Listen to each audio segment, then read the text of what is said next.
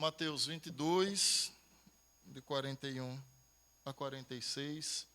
Acompanhe a leitura que diz assim: Reunidos os fariseus, interrogou-os Jesus: Que pensais vós do Cristo? De quem é filho? Responderam-lhe eles: De Davi.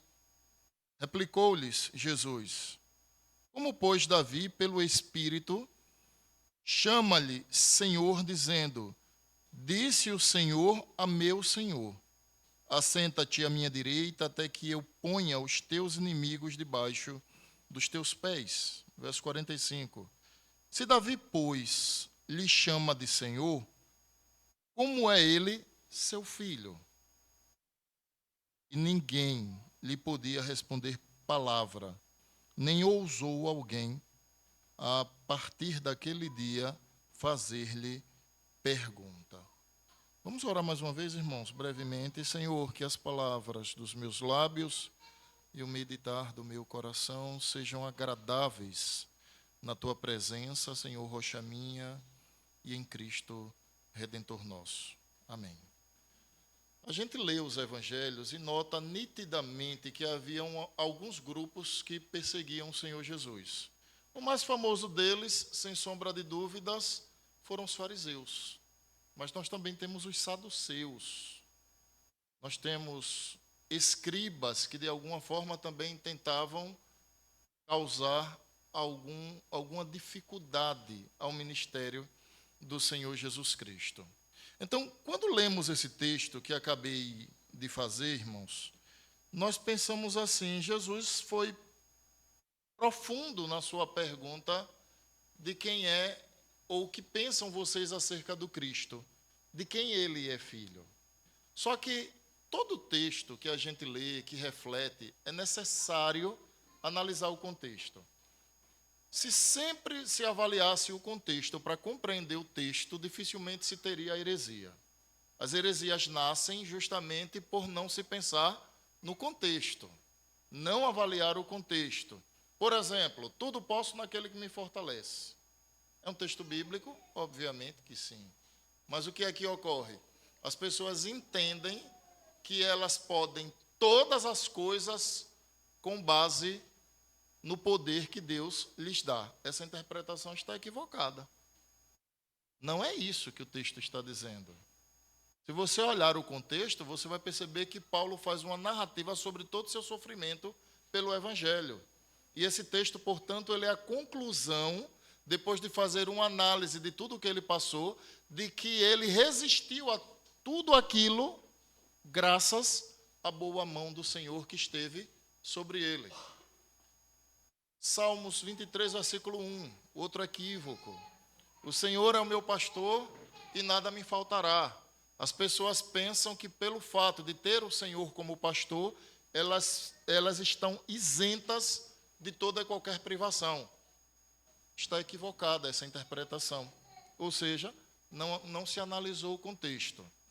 O texto, ele ensina que o fato de Deus ser pastor de alguém, do cristão, ele de nada sentirá falta. Olha a diferença da interpretação. Ou seja, se Deus, como supremo pastor nosso, ele é suficiente para nós, então, ainda que algo nos falte, não tirará nossa paz. Ou seja, quem tem o Senhor como pastor, ainda que algo lhe falte, o Senhor lhe será suficiente. Então, perceba que a interpretação de um texto, ela depende do seu contexto imediato. E por que eu fiz essas colocações? Porque se a gente analisa esse texto que li, a gente chega à seguinte conclusão: meu Deus, como Jesus foi contundente, que pergunta difícil o Senhor fez aos fariseus. Você sabe por que Jesus fez essas perguntas? Porque os fariseus e os saduceus tentaram, de alguma forma, importuná-lo por 3 vezes. Quando a gente observa o contexto, os fariseus e os saduceus tentaram montar ou armar 3 armadilhas para Jesus. vocês sabem que eles eram dolosos, né? Dolo é a iniciativa. O coração doloso é aquele que tem a pretensão de praticar o mal.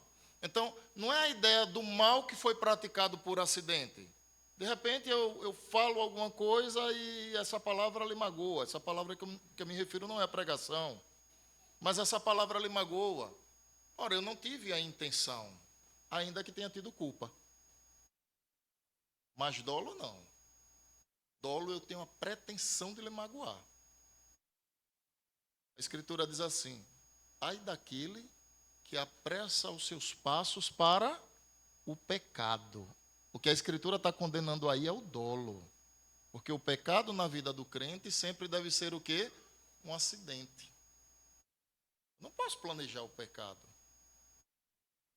Porque se eu fizer isso, eu estou mostrando que há uma predisposição no meu coração para que eu pratique o mal. Em outras palavras, eu estou fazendo por dolo e não por acidente. Como era a situação dos fariseus e dos saduceus aqui? Eles tentaram 3 armadilhas para incriminar Jesus. E essas armadilhas vieram através de perguntas. E as 3 foram respondidas pelo Senhor, sabiamente. Depois das 3 tentativas, Jesus agora lhes faz uma pergunta. E é uma pergunta que envolve a fé. Vamos à primeira tocaia que eles tentaram contra o Senhor Jesus. Veja lá onde está escrito, versículo de número 15. Capítulo 22, versículo de número 15. A primeira armadilha, ela está ligada ao aspecto político-tributário. Olha a pergunta, verso 15. Então, retirando-se os fariseus, consultaram entre si como o surpreenderiam em alguma palavra, e enviaram-lhe discípulos juntamente com os herodianos. Detalhe, os herodianos era um grupo que apoiava Herodes. Então vamos lá. Para dizer-lhe: mestre, sabemos que és verdadeiro e que ensina o caminho de Deus de acordo com a verdade, sem te importares com quem quer que seja, porque não olha a aparência dos homens. Olha, Jesus pode ter todos esses atributos, mas eles afirmarem que criam dessa forma, eles estão mentindo. Eu não estou dizendo que a Escritura está mentindo, eu estou dizendo que a colocação deles não reflete a verdade. Eles não tinham ao Senhor Jesus como Cristo. Eles não criam que aquele homem era Deus encarnado. Mas aí vem o veneno. Verso de número 17. Dize-nos, pois, que te parece? É lícito pagar tributo a César ou não? Essa foi a primeira armadilha. Eles usam a estratégia político-tributária. Vamos tentar entender. Se Jesus responde, é lícito pagar tributo a César, possivelmente aqueles que eram conterrâneos dele podiam se revoltar. Vocês devem lembrar que os cobradores de impostos, eles eram tratados por aquela sociedade judaica como marginais. Por quê? Porque eles eram considerados traidores da pátria, uma vez que eles trabalhavam para o Império Romano coletando impostos dos judeus. Então, o publicano, ele era visto como um traidor da pátria, mas não apenas isso. Ele ganhava um percentual da sua arrecadação, é dizer, ele subia a arrecadação para que ele pudesse tirar mais lucro. Por isso que Zaqueu, quando convertido, disse: Senhor, se em alguma coisa defraudei alguém, vou multiplicar, devolverei 4 vezes mais, que é o que a lei de Moisés rezava. Ou seja, a maior indenização de uma fraude era 4 vezes mais. Daí a resposta de Zaqueu: se alguém defraudei, eu devolvo 4 vezes mais. Então, se Jesus diz, olha, é lícito pagar tributo a César, simplesmente com essas palavras, até porque ele disse que deveria se pagar tributo a César, certamente que pessoas se revoltariam contra ele. Se Jesus diz, não é lícito para pagar tributo a César, a armadilha estava pronta. Quem estavam com os fariseus? Os herodianos.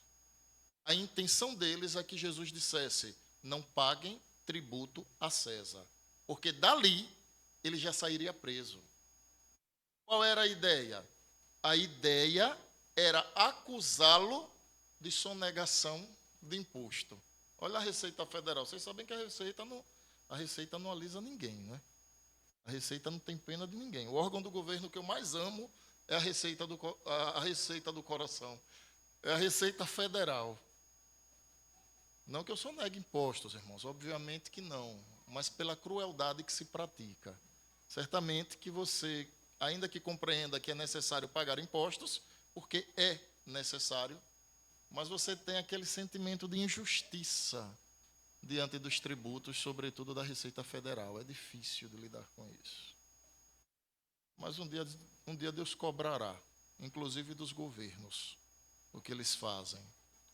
Ele é o vingador não apenas da igreja, mas Deus é o juiz de toda a terra.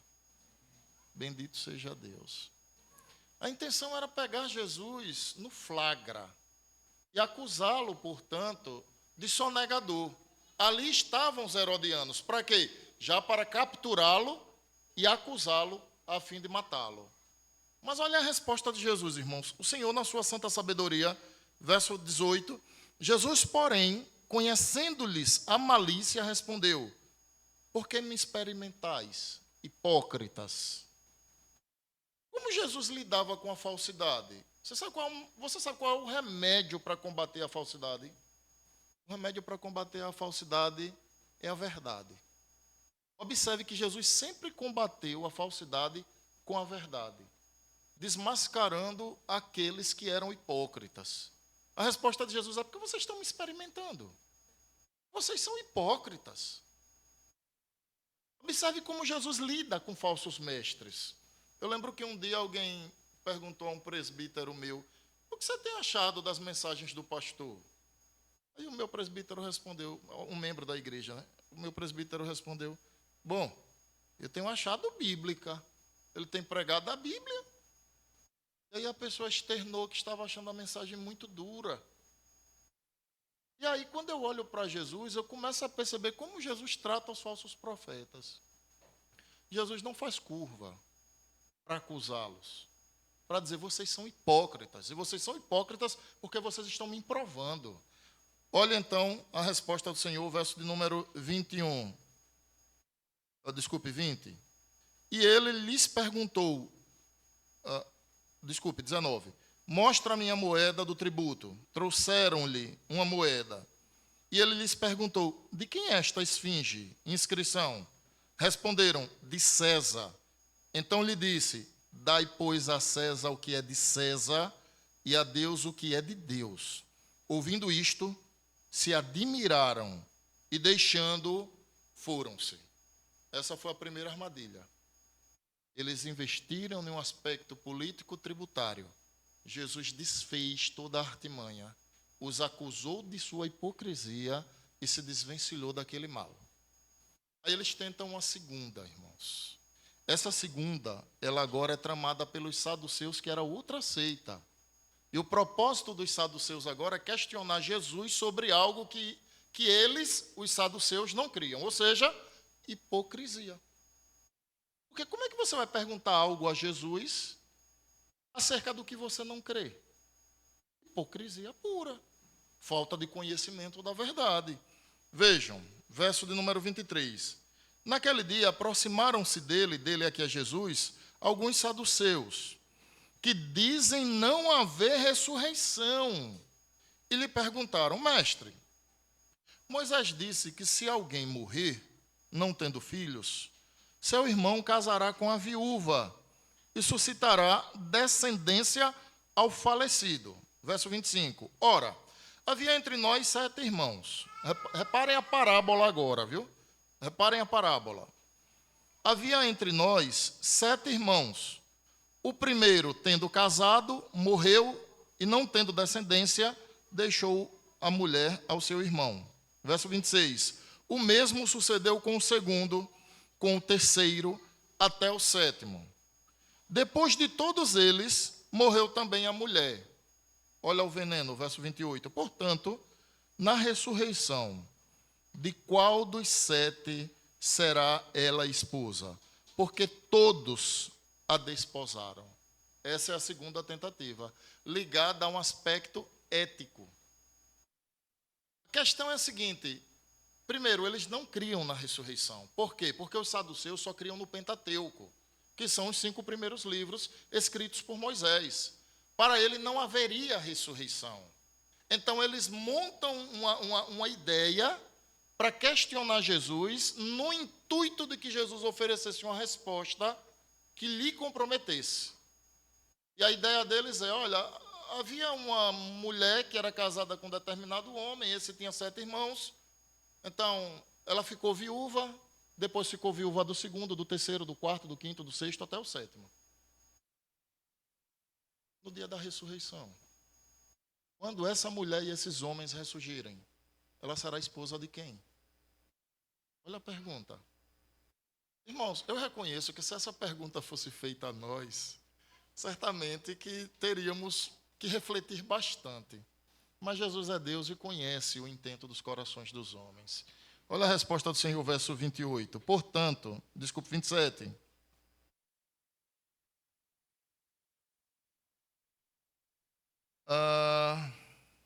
29. Respondeu-lhe Jesus: errais, não conhecendo a Escritura nem o poder de Deus. Porque na ressurreição não casam nem se dão em casamento, são, porém, como os anjos dos céus. E quanto à ressurreição dos mortos, não tendes lido que Deus vos declarou: eu sou Deus de Abraão, o Deus de Isaque e o Deus de Jacó? Ele não é Deus de mortos e sim de vivos. Ouvindo isso, as multidões se maravilhavam da sua doutrina. Jesus usa 3 argumentos para responder. O primeiro argumento é: o pecado de vocês é ignorar a verdade. Esse é o primeiro argumento. Vocês erram porque vocês não conhecem a Escritura. Por isso que vocês fazem essa pergunta. Esse foi o primeiro argumento do Senhor Jesus. O segundo argumento está ligado ao aspecto da glorificação. Jesus disse: olha, na ressurreição ninguém se casa nem se dá em casamento. Serão, porém, como os anjos do céu. O que é que Jesus está querendo dizer aqui? Que na ressurreição, os corpos dos crentes serão glorificados à semelhança do que aconteceu com Jesus. Vejam só, onde está o corpo de Jesus? O corpo de Jesus está no céu, glorificado. Então, seu corpo passou por um estado de glorificação. E eternamente ele ficará com esse corpo. Cadê os arqueólogos com o corpo de Jesus? Porque ninguém encontra. A ciência não pode oferecer resposta a isso. Porque ele ressuscitou. Ele está à destra do Pai nas alturas. E ele virá entre as nuvens. Os anjos tocarão a trombeta. Os olhos vão ver. Os joelhos se dobrar. E naquele dia não será Maomé, Allan Kardec. Naquele dia será Jesus Cristo é o Senhor. Então observem o que Jesus está usando como argumento depois de dizer: o pecado de vocês é não conhecer a verdade. O segundo argumento é: na ressurreição todos serão glorificados. Não vão se casar ou se dar em casamento. E o terceiro argumento de Jesus é: vocês não leram que Deus é o Deus de Abraão, de Isaque e de Jacó, e que ele é Deus de vivo e não de mortos? Ou seja, Jesus estava dizendo aos saduceus: a discussão de vocês é inócua. Não tem sentido nenhum. Deus não está a discutir questão de morto. Deus está a trazer à tona a vida aos que creem. Então, percebam, irmãos, a sabedoria do Senhor Jesus Cristo. Essa foi a segunda tentativa. A primeira foi o aspecto do tributo. A resposta foi: deem a César o que é de César e a Deus o que é de Deus. A segunda tentativa é: a mulher casou com 7 irmãos, e aí? Jesus disse: vocês pecam porque não conhecem a verdade, então vocês ignoram essa santa verdade. Vocês não sabem que Deus é Deus de vivo e não de mortos? Por um acaso vocês não sabem que na ressurreição os homens serão glorificados e ninguém vai se casar ou se dar em casamento? Aí eles fazem uma terceira tentativa. Está aí nos versos de número 34 a 40. Vejam o que acontece. Entretanto, os fariseus, sabendo que ele aqui é Jesus, fizera calar os saduceus, ou seja, o que eu acabei de mencionar, reuniram-se em conselho. Repare o conselho de demônio aqui. Um deles, intérprete da lei, experimentando, lhe perguntou. Agora eles estão ligando a um aspecto legal da lei de Deus. Mestre, verso 36. Qual é o grande mandamento da lei? A pergunta parece ser inofensiva, mas o intuito deles é que Jesus negligencie algum mandamento. Ora, se ele é intérprete da lei, ninguém melhor para perguntar que ele, segundo o seu próprio conceito. Então, qual o maior mandamento da lei? A pergunta é essa. Jesus responde no verso 37. Respondeu-lhe Jesus: amarás o Senhor teu Deus de todo o teu coração, de toda a tua alma e de todo o teu entendimento. Este é o grande e o primeiro mandamento. Verso 39. O segundo, semelhante a este, é: amarás o teu próximo como a ti mesmo. Destes dois mandamentos dependem toda a lei e os profetas. Como Jesus respondeu essa pergunta? Ele resumiu o decálogo. Capítulo 20 do livro do Êxodo, a lei moral de Deus. Então nós sabemos que a lei foi entregue em duas tábuas. A primeira tábua está ligada ao aspecto da relação do homem com o seu Criador. A segunda está ligada ao aspecto do homem com o seu próximo. Então Jesus resumiu as duas tábuas. A primeira trata da sua relação com o seu Criador, da relação do homem com o Criador. Então, olha, o primeiro mandamento e o principal de todos é: vocês devem amar ao Senhor, o Senhor seu Deus, de todo o teu coração, de toda a tua alma e de todo o teu entendimento. Aí agora ele vem e resume a segunda tábua da lei. Depois dele afirmar que o segundo, que é semelhante a este, ele se reporta ao aspecto de amarás, verso 39, o teu próximo como a ti mesmo. E aí ele fecha, dizendo no verso 40, destes dois mandamentos dependem toda a lei e os profetas. Jesus está dizendo, olha, o fundamento da lei de Deus e da pregação, da proclamação dos profetas, é isso que eu acabei de dizer a vocês. Ou seja, na terceira arapuca, o Senhor também se desvencilhou. Aí nasce a pergunta que Jesus faz a eles. Lembram do que eu disse, que é interessante e importante analisar o contexto? Agora você sabe por que Jesus perguntou.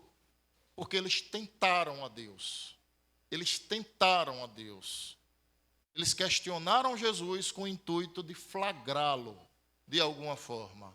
E o Senhor se desvencilhou da questão tributária, o Senhor se desvencilhou do aspecto ligado à ética. No último dia de quem será essa mulher? Vocês pecam por ignorar a verdade. Deus é Deus de vivos. No dia da ressurreição, ninguém se casa nem se dá em casamento. Os corpos serão glorificados. Jesus se desvencilhou do aspecto legal. Qual é o maior de todos os mandamentos? O Senhor resumiu as duas tábuas da lei em dois mandamentos. Agora nós vamos entrar no texto que nós lemos, tá? Pastor, o sermão vai começar agora? Não, já começou. Se preocupem não. O reverendo Birão ainda tem 1h20, né? Vamos entrar agora no texto. Agora chegou a hora de Jesus perguntar. Perguntaram ao mestre. Agora o mestre vai perguntar. Vejam só, verso 41. Reunidos os fariseus, interrogou-os Jesus. Que pensais vós do Cristo? De quem é filho? Responderam-lhe eles, de Davi. Já começaram errado. Eu explico. A pergunta de Jesus foi: o que vocês pensam do Cristo? De quem ele é filho? Eu não sei se os irmãos sabem, acredito que sim, Mas os dois nomes de Jesus, um está ligado à sua humanidade e outro à sua divindade. Então, Jesus significa Deus Salvador. Esse nome está ligado ao aspecto humano de Jesus. Quem deu esse nome a Jesus? Foi Maria José? Foi o anjo que disse como ele se chamaria. Lucas 1,31. Por-lhe-ás o nome de Jesus. E Cristo? Cristo significa ungido do Senhor. Então, Jesus está ligado à sua humanidade, Cristo está ligado à sua divindade. E aí, quando une o nome do Senhor Jesus, significa Deus Salvador, o ungido do Senhor. É isso que significa o nome do Senhor Jesus Cristo. Mas a intenção de Jesus, irmãos, é escancarar a incredulidade dos fariseus e dos saduceus.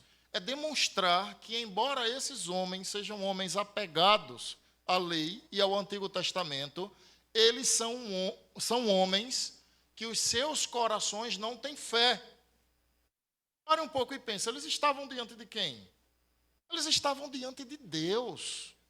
Jesus Cristo é Deus encarnado. Esses homens estavam face a face com Deus. E a sua incredulidade, a dureza do seu coração, não lhes permitia enxergar que o Redentor encarnado, a salvação de todo aquele que nele crê, estava perante eles. Ou seja, a incredulidade leva o homem a uma cegueira terrível. Isso tem explicação, porque o incrédulo ele está morto espiritualmente. Todo morto, com toda a venha, aqueles que já se foram, todo morto, ele é mudo, cego e surdo. Eu não quero desrespeitar a memória de ninguém, irmãos, por favor.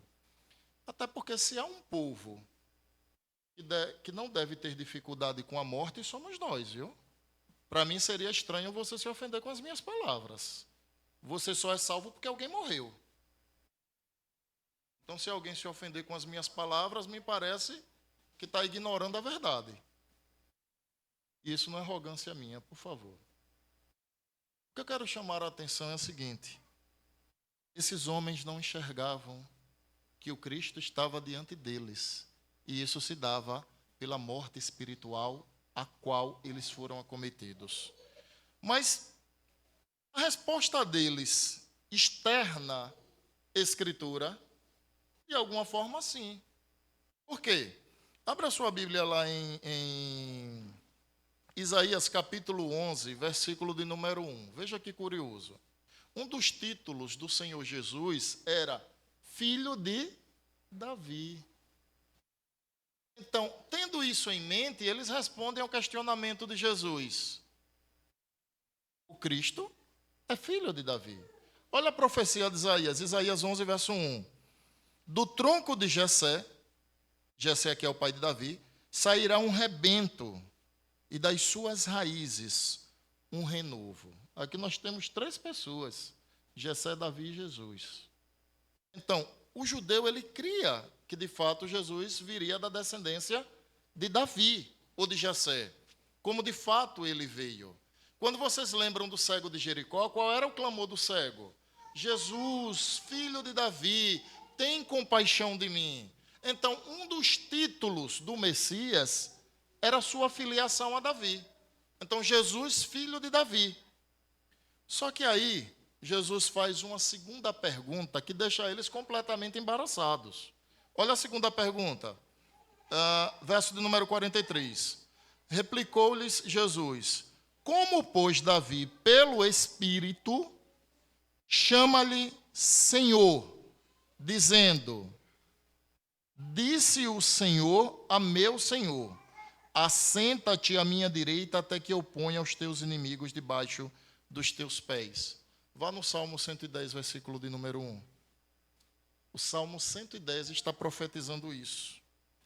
Salmo 110, verso de número 1. Vejam o que está escrito, esse salmo é um salmo davídico. Olha o que Davi escreveu pelo Espírito, conforme Jesus afirmou. Disse o Senhor ao meu Senhor: assenta-te à minha direita, até que eu ponha os teus inimigos debaixo dos teus pés. A pergunta de Jesus é, vem cá, se Cristo é o filho de Davi, por que Davi chama o Cristo de Senhor? Deixa eu fazer uma analogia para os irmãos entenderem. Na sua casa, quem chama quem de Senhor? O pai chama o filho de Senhor ou o filho chama o seu pai de Senhor? Ora, eu nunca chamei meu pai de você. E ele nunca me chamou de Senhor. Eu sempre me dirigi a ele o chamando de Senhor. E ele sempre se dirigiu a mim me chamando de você. Porque nessa relação familiar existe uma hierarquia entre os pais e os filhos. Existe uma hierarquia. A pergunta de Jesus é, se vocês dizem que o Cristo é filho de Davi, então me respondam. Por qual razão Davi chamou o Cristo de Senhor? E aí, irmãos, eles não sabiam responder isso. Eles não sabiam responder. Ou seja, dessa vez, quem caiu na armadilha foram eles. Eles não souberam responder. Mas tem resposta para isso. Tem resposta para isso. A resposta é, humanamente, Jesus é da descendência de Davi. A sua humanidade vem da descendência de Jessé, pai de Davi. Agora, divinamente, Jesus vem de quem? Ele é eternamente gerado do Pai. Perceberam? Então, se a sua humanidade vem da descendência de Davi, a sua divindade vem do fato de ser eternamente gerado do Pai. E quando se une a divindade e a humanidade, nós temos o Salvador encarnado. Quando se une a divindade e a humanidade, nós temos aquele que agora seria o nosso segundo Adão, o nosso representante diante de Deus. O primeiro Adão foi tentado e caiu, e com ele toda a humanidade caiu. O segundo Adão, capítulo 4 do Evangelho de Mateus, foi tentado e resistiu. E pela sua obediência, nós fomos salvos. Olha, irmãos, que curioso. Então, não pense que você é salvo. Eu sei que eu já disse isso aqui na igreja. Não pense que você é salvo só porque Jesus morreu por você. As igrejas costumam dar ênfase a isso. Veja só.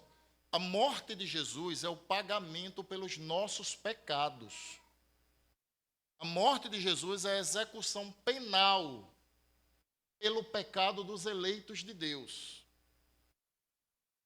No entanto, a sua obediência ao Pai, ela foi posta em nós, como bem disse há pouco o reverendo Bira. Nós somos salvos não apenas porque ele morreu. O fato dele ter morrido pagou os nossos pecados. Mas veja só, se os meus pecados fossem pagos e eu dependesse da minha obediência à lei, eu voltaria a transgredir diante de Deus e eu voltaria ao estado de morte. Você já parou para pensar nisso? Sabe quem foi que disse isso? John Owen, o príncipe dos puritanos. É ele quem explica isso. Se Jesus morresse por nós, mas não obedecesse à lei de Deus em nosso lugar, os nossos pecados seriam pagos, mas na primeira oportunidade, nós voltaríamos a dever a Deus. Olha, ele não apenas pagou o meu pecado, ele viveu a minha obediência. Ele não pagou apenas a sua mazela. Ele não pagou apenas a sua desgraça. Ele foi o obediente de Deus em seu lugar.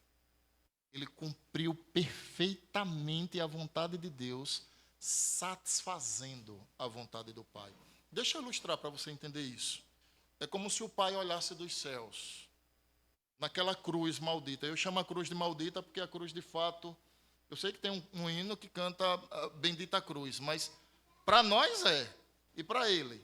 Porque a cruz foi a maldição caindo sobre ele. Deixa eu te explicar.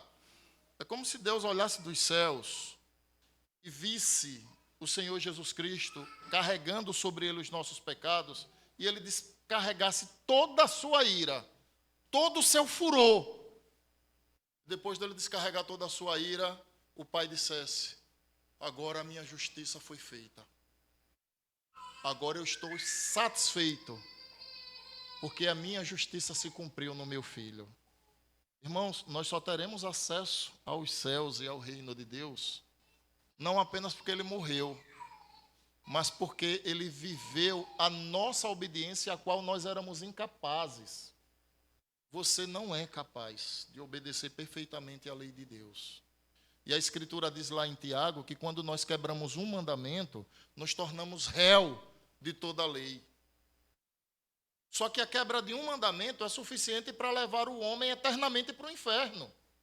Mas, pastor, por que eternamente se eu só quebrei um mandamento? A honra ofendida é de um ser eterno e não um ser temporal. O que é mais justo? Qual a pena mais justa a ser aplicada por alguém que é eterno e teve sua honra ofendida? É uma pena eterna. Por isso que os ímpios, eles serão castigados eternamente, porque o pecado ofende a honra de Deus. O pecado agride a santidade de Deus. E a justiça, permita a minha redundância proposital, mais justa é uma pena eterna para aqueles que ofenderam a honra do Senhor. Mas nós estamos livres disso, irmãos. Não por nós, mas por aquele que nos amou. Não por nós, mas por aquele que obedeceu em nosso lugar. Não por nós, mas por aquele que pagou os pecados do passado, do presente e do futuro em nosso lugar. Já nenhuma condenação há para os que estão em Cristo. Satanás não pode interromper a sua salvação, a sua carne também não, o mundo não poderá lhe tragar e retirar de você a salvação. Sabe por quê? Porque ela não depende da sua fidelidade. E louvado seja o Senhor. Porque a nossa redenção não depende da nossa fidelidade. Porque se dependesse, ainda nessa noite nós a perderíamos. A nossa redenção só depende daquele que foi fiel até a morte. Aquele que assumiu os nossos pecados, sofreu a nossa dor e provou o inferno no nosso lugar. Só dele. Ele afirmou que aquele que o Pai lhes desse, de maneira nenhuma seriam arrebatados da sua mão. Meu irmão, se alegre na presença de Deus. Veja só, eu sei que hoje nós não podemos contemplar a glória celestial, porque nós vivemos nessa vida. Mas eu dizia pela manhã, a gente precisa começar a aprender a viver o céu na terra. A viver o céu na terra. Nós somos muitas vezes apegados a esse mundo porque nós não pensamos nas coisas do alto. Nós não pensamos no porvir. Nós vivemos como adolescentes, com todo respeito a você que é adolescente, mas eu vou citar uma característica sua. Adolescente é o seguinte: eu quero o aqui e o agora. Não me interessa o passado nem o futuro. Nós vivemos meio que dessa forma. Nós queremos viver o aqui e o agora, quando na verdade Deus nos chama para bênçãos eternas. Bênçãos que não terão fim. Bênçãos que estão garantidas em Cristo Jesus. Mas às vezes é brigando pelas besteiras desse mundo, por discussões bobas, igual a gente infantil, nos desgastando por nada, quando o Senhor nos chama a uma vida infinitamente superior do que aquela que nós temos pleiteado para nós mesmos. A gente precisa, irmãos, pensar mais nas coisas do alto. A gente precisa pensar mais nas coisas relacionadas ao reino de Deus. A gente precisa valorar mais as bênçãos espirituais. Eu tenho dito nos últimos meses que as bênçãos espirituais, elas são eternas. As materiais, elas são transitórias. Quando você for dessa vida, você não vai levar nada consigo. Bem disse Jó: Nu eu vim ao mundo e nu retornarei. Ninguém leva absolutamente nada. Mas nós vivemos preocupados com aquilo que é visível, palpável, remunerável. Quando o Senhor nos chama a termos uma visão daquilo que é celestial. Eu dizia pela manhã, irmãos, que um dado puritano ficou conhecido pela população como o homem que o céu estava nele antes que ele estivesse no céu. Eu achei essa frase muito profunda, por isso que eu mencionei pela segunda vez aqui à noite. Você sabe o que é o céu está em você antes que você chegue ao céu? Você já parou para refletir sobre isso? Jesus disse: o reino de Deus está em vós. E a profundidade daquilo que ele disse muitas vezes não é observada por nós.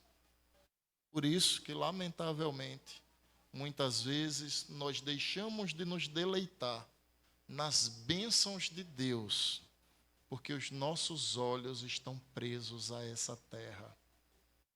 É por isso. Porque não olhamos com o olhar de fé, olhamos com os olhos desse mundo. Troque a sua visão pela Escritura Sagrada. A gente deve olhar o mundo, a vida, as pessoas ao nosso redor com os olhos da Escritura. Não com os meus e os seus olhos naturais. Senão você vai sucumbir. O próprio Jesus disse: olha, acumulem tesouros no reino dos céus, onde a traça e a ferrugem não corroem, os ladrões não escavam nem roubam. Aqui não. Aqui eles escavam, eles roubam, a traça e a ferrugem corroem. Em outras palavras, parafraseando o texto. Então, a questão que Jesus levanta é: de quem é o filho, de quem é filho o Cristo? O que vocês pensam? De Davi. E a pergunta, ela tem resposta. O que eles deveriam ter dito é: a sua humanidade vem da raiz de Jessé, a sua divindade é eternamente gerada do Pai. Essa era a resposta. Mas aí vocês me perguntarão: por que eles não responderam isso? Adivinhem, falta de fé. Eles estavam diante de Deus e não criam que Deus seria encarnado, ou que Deus estava encarnado em Cristo, quando a Escritura diz que nele está a plenitude de Deus. Colossenses: em Cristo habita a plenitude da divindade. Cristo é Deus na terra. Quando o homem pisou a lua pela primeira vez, o presidente dos Estados Unidos disse: esse é o dia mais importante na vida da humanidade. Billy Graham respondeu: o dia mais importante na vida da humanidade não é quando o homem pisou os pés na lua, mas é quando Deus pisou os pés na terra. Esse foi o dia mais importante. Essa frase ficou conhecida até hoje. E o dia que Deus pisou os pés na terra foi quando Cristo encarnou para viver a nossa vida. O texto prossegue, irmãos, verso 31, e diz: desculpe, virou uma página aqui. 45. Se Davi, pois, lhe chama Senhor, como ele é seu filho? E conclui o texto: e ninguém lhe podia responder palavra, nem ousava alguém, a partir daquele dia, fazer-lhe pergunta. Eu quero trazer algumas aplicações antes de concluir a mensagem. Eu queria que, especialmente, você que está aqui hoje, mas talvez você não fez a sua pública profissão de fé, não se batizou, você atentasse no que eu vou dizer. Eu gosto de ser claro no que eu digo. Veja só, você não será salvo porque você frequenta essa igreja. Essa igreja, ela não tem poder para salvar você. Mas com isso eu não estou negando que os salvos congregarão. O que eu quero lhe dizer é que simpatizar com o Evangelho, acreditar que Jesus é o Filho de Deus, até os demônios creem e estremecem, conforme disse Tiago, irmão do Senhor Jesus Cristo, ter boas amizades e bom convívio no meio do povo de Deus, não trará salvação a ninguém. Daí você vai me perguntar, pastor, mas eu gosto desse ambiente, eu convivo. Louvado seja Deus. É bom que você goste. É bom que você goste, é bom que você desfrute da comunhão do povo de Deus. Mas você precisa ter cuidado para que você não seja alguém religioso. E eu lhe explico qual é o religioso que eu me refiro. Eu não estou falando religioso numa perspectiva social. Eu estou falando religioso que é aquela pessoa que cumpre perfeitamente os seus deveres religiosos. Mas não existe fé no coração. O que existe é um verdadeiro vácuo. Eram assim os fariseus. Os fariseus, eles conheciam o Antigo Testamento mais do que qualquer um de nós. Mas todos eles foram perdidos, irmãos. Porque, como falei pela manhã, a fé, ela precede o entendimento. Você não entende para crer. Você crê para entender. É diferente. Prova disso está em Hebreus capítulo 11. Pela fé, nós cremos que o universo foi formado. Então, observem. É pela fé que nós compreendemos que Deus, com o poder da sua palavra, quando nada existiu, ele disse, haja luz, e houve luz. E assim sucessivamente ele foi criando. E eu quero trazer uma outra observação.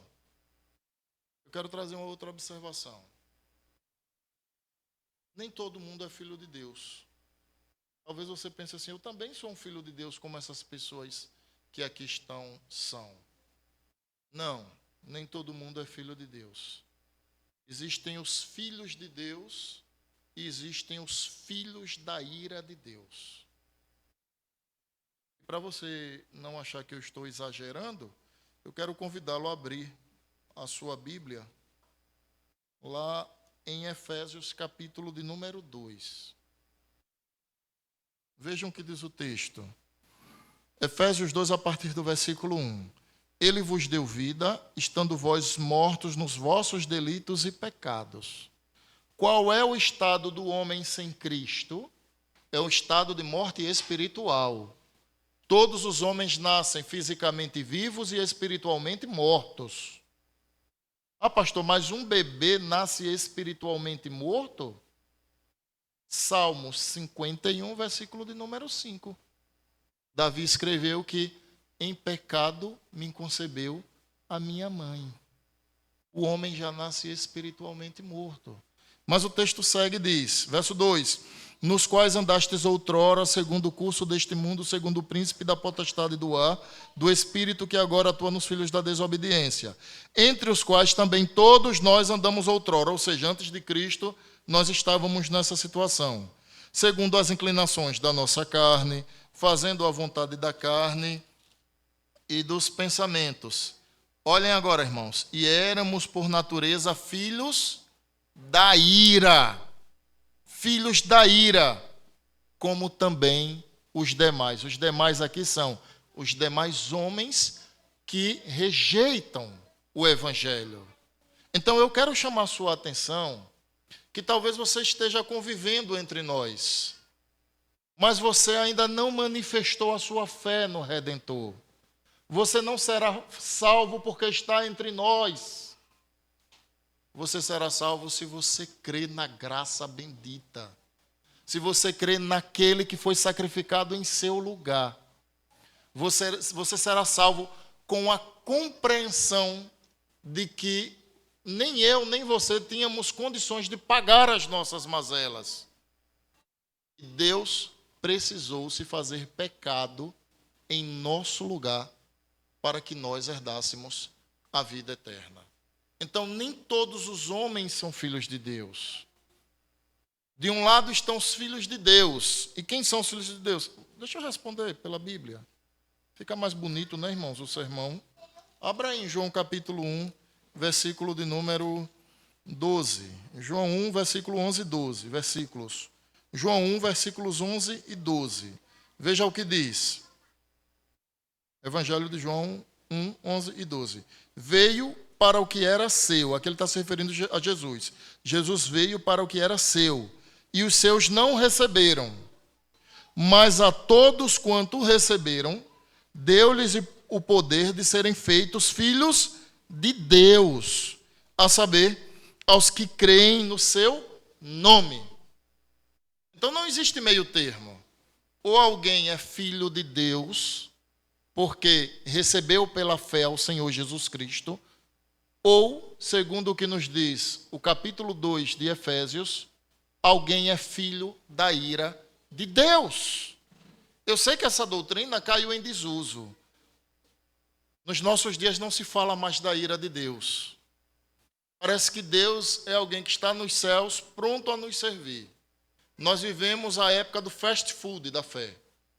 As pessoas ingressam na igreja e elas querem desfrutar daquilo que lhes é conveniente.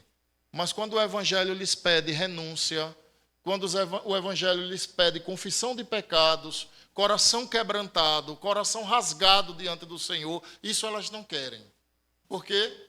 Porque é o fast food da fé. Só se apanha do evangelho aquilo que lhe agrada, aquilo que não se rejeita. É assim que tem sido o evangelho em nosso país.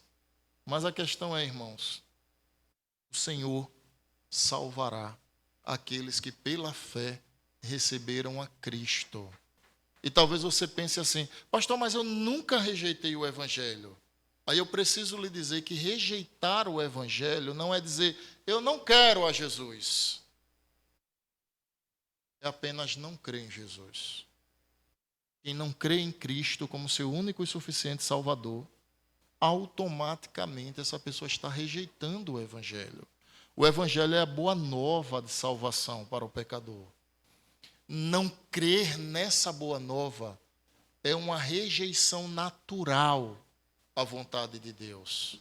E para você não pensar que eu estou exagerando, você de repente pensa assim, pastor, eu tenho entendido tudo, mas o que é que eu faço diante desse quadro? Romanos capítulo 10, versículos 9 e 10. Aqui está a resposta. Vejam o que disse o apóstolo Paulo. Romanos 10, versos 9 e 10. Se com a tua boca confessares Jesus como Senhor, e em teu coração creres que Deus o ressuscitou dentre os mortos, serás salvo. Lembram do contexto? Verso 10. Olha o que diz. Porque com o coração se crê para a justiça, e com a boca se confessa a respeito da salvação. De nada vale uma confissão de um coração oco, que não crê verdadeiramente no Senhor. Os fariseus confessavam a existência de Deus, mas rejeitavam a divindade de Cristo.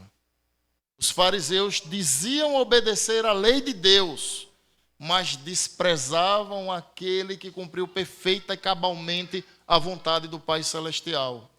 Os fariseus estavam face a face com Deus e não creram que Ele era o seu Redentor.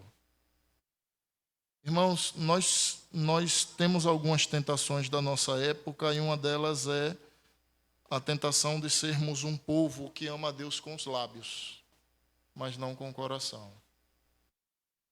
Certa vez Jesus disse acerca dessa seita, esse povo me honra com os lábios, mas o coração está distante de mim. Que essa não seja a nossa realidade. Que nós honremos ao Senhor com os lábios, porque o nosso coração está derramado aos seus pés. Amém. Vamos orar? Senhor eterno, tenha compaixão de nós, tenha misericórdia das nossas vidas. Nós queremos adorá-lo nessa oração. Se não fosse a tua mão, a tua graça, a tua misericórdia, o teu amor, se não fosse o teu perdão, se não fosse Cristo crucificado, morto, sepultado, ressurreto ao terceiro dia, se não fosse Cristo fiel ao Senhor quando tentado, toda a humanidade estaria perdida, fadada ao inferno de perdição. Mas graças ao Senhor, que nos chamou, nos atraiu, e transformou a nossa mente e o nosso coração, Graças ao Senhor que nos deu vida quando estávamos mortos em nossos delitos e pecados. Graças ao Senhor que nos fez enxergar a verdade, crer nessa verdade, compreender a Escritura. Graças ao Senhor que nos tem santificado a cada dia, nos assemelhado ao caráter do nosso Salvador Jesus Cristo. Graças ao Senhor por tudo. As nossas vidas já não nos pertencem mais, mas ao Senhor. Satanás não pode nos ceifar para Ele, porque nós não somos filhos dele. Nós somos filhos do Deus Altíssimo. Nós bendizemos ao Senhor pelo Teu Espírito, que nos convenceu da gravidade do nosso pecado, da justiça que está em Cristo, do juízo vindouro.